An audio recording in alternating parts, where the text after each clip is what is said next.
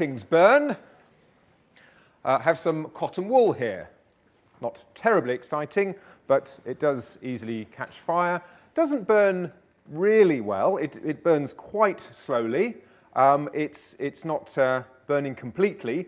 It'll leave some black residue of unburnt carbon here. So it's quite difficult to get it to burn well, but we'll see if we can improve that later in the course of the lecture. So cotton wool doesn't burn quite so well.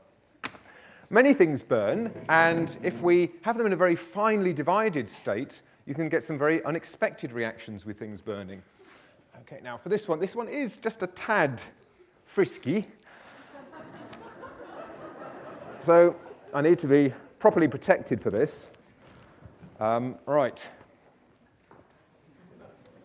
So I'm going to burn something particularly flammable now, and this is flour. Okay? All right. If we have the lights down again, please. Thank you.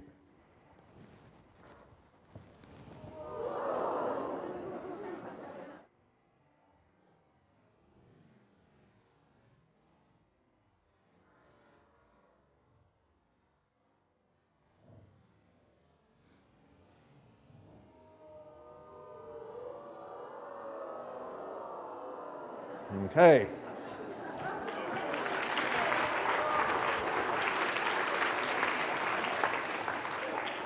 Don't try that at home.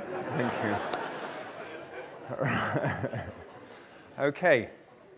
So actually, it's a very serious matter that flour mills need to be very careful because they can explode if they get a very fine mixture of the flour and air. This has been known to destroy entire flour mills. So even sort of things that you wouldn't really expect to burn can burn. All of these things that we've seen so far, the wood from the matches, the flour, the cotton, they're all examples of carbohydrates. Now these are substances that contain carbon, hydrogen and oxygen, and the carbon and hydrogen burn, and we end up with, so this is the reaction with the oxygen in the air, and we form carbon dioxide, gas, and water, or hydrogen oxide. Okay, so now remember the cotton wool didn't really burn terribly well, but we can improve things if we add a little bit more oxygen. So the cotton wool initially was just burning in the air, using the oxygen from the air. If we add some more oxygen to this, so this is now concentrated oxygen in the form of liquid oxygen, we should be able to get it to burn a little bit more vigorously. So I'm just pouring on some concentrated oxygen, liquid oxygen, and we'll apply light to this and see if it burns slightly more quickly.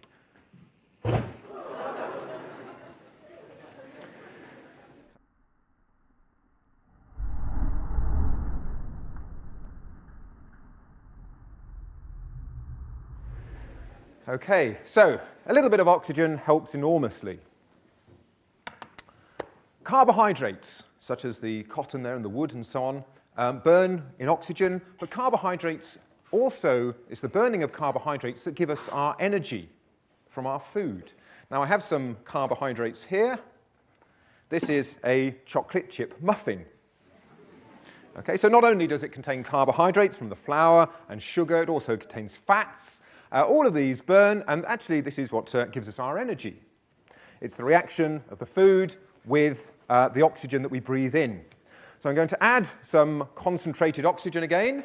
Actually, we'll have a little screen at the back here, I think.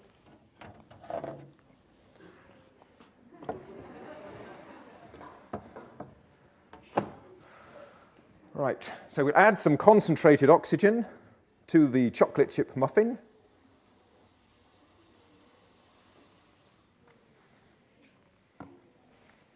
Thank you. And then apply a light. So you should be able to see some energy being released.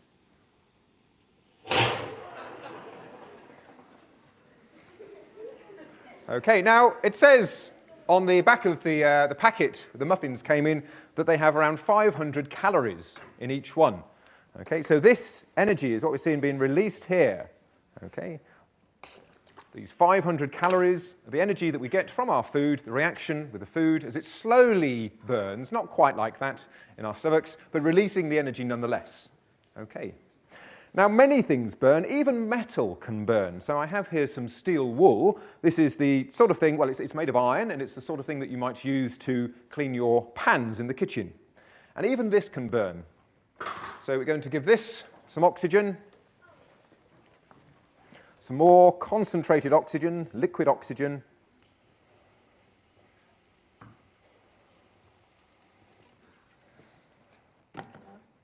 And if we just have the lights down in a second. So this is iron reacting, oh dear, reacting with oxygen. If my candle can stay alight, there we are.